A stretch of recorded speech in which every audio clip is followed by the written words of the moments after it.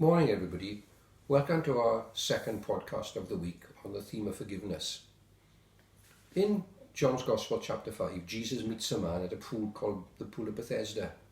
It's the pool of mercy, the house of mercy, is what Bethesda means. The man that Jesus meets has been there for 38 years. In this pool, there's a whole multitude of invalids, lame, paralysed, blind. And at certain seasons we are told that an angel of the Lord troubles the pool, and whoever gets into the pool first is healed. And obviously this man had not succeeded, because as I said, he's been there 38 years. Now when Jesus meets him, he asks him a question. He says, "Do you want to get well?" Now it seems fairly obvious, doesn't it? That if you've been there for 38 years, you would want to be well. 38 years of just lying around, surrounded by a huge number of other people in similar or even worse situations than you'd want to get out of it. But I wonder if you had got comfortable with the situation, comfortable with lying there, comfortable with the sickness. Perhaps his condition had brought the sympathy of others. Perhaps it gave him the excuse to say, "I'm not responsible." But all of us are responsible for two things: our attitudes and our decisions.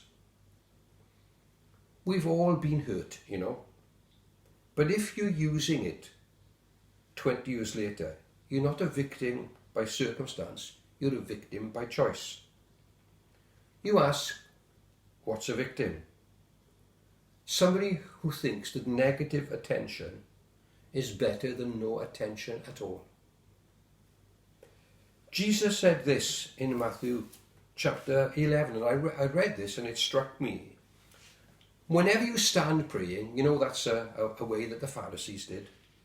Forgive, if you have anything against anyone, so that your Father also, who is in heaven, may forgive your trespasses. But if you do not forgive, neither will your heavenly Father, or your Father who is in heaven, forgive your trespasses. Notice what it says. It says we need to forgive. Now, when I read that, it struck me this time. These words presuppose that someone has hurt you. Notice what it says, you've got to forgive. They also hold you responsible for your reaction to that person. Jesus said, if you don't forgive, you won't receive forgiveness. Whatever others may have taken from you in the past, if you remain bitter, they'll take even more from you in the future, because that bitterness will stay there. And I know there are people who have been hurt, and they carry that bitterness even today. And it eats away at you, it gnaws away, it destroys you from the inside out. And that's how important it is to live in forgiveness. Maybe you're thinking, if they just come back and ask for my forgiveness, then it'll be different. If that's what you're waiting for, don't waste your time. The key to happiness is in your hands. The key to joy is in your hands. The key of that whole principle is forgiveness. That's how important it is. Notice what Jesus said. If you do not forgive, neither will your Father in heaven forgive you. It's got eternal consequences, this. If we walk around with a grudge, if we keep that hurt in us all this time, then we are in trouble. Are you waiting for someone to say, "I forgive you," before you can forgive yourself and move on? What if they never do? You're not going to move on. You're going to stay stuck where you are, and you'll be in a mess for the rest of your life. You've got to be able to forgive, because only when you forgive can you progress. Here's what you need to do, perhaps. First of all, apologize.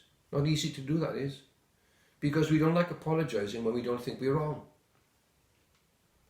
Make amends if you can.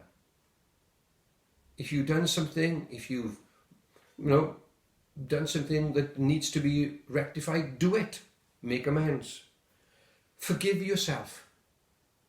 Did you hear what I said? Forgive yourself. That's one of the hardest things to do, I reckon. Forgive yourself. We have done things wrong and we live with that guilt for a long time. We live inside with a shame and a regret. Forgive yourself today and move on. That's the last thing. Move on. Paul says this. You'll find it in Philippians chapter 3, verse 13. He says, forgetting what lies behind and straining forward to lies ahead.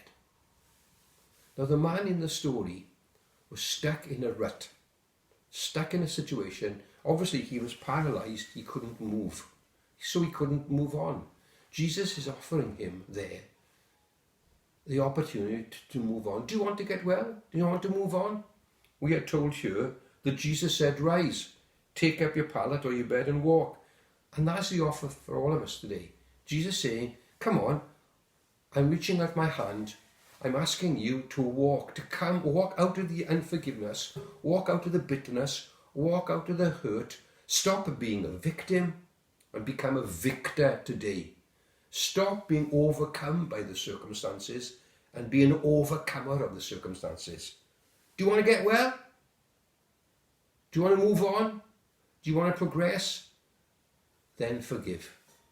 Lord, I just pray this morning, or whatever time we are watching this, you would help us to come to that place where we call on your name and say, Lord, forgive us and help me, not just to forgive others, but to forgive myself in your strength. Amen.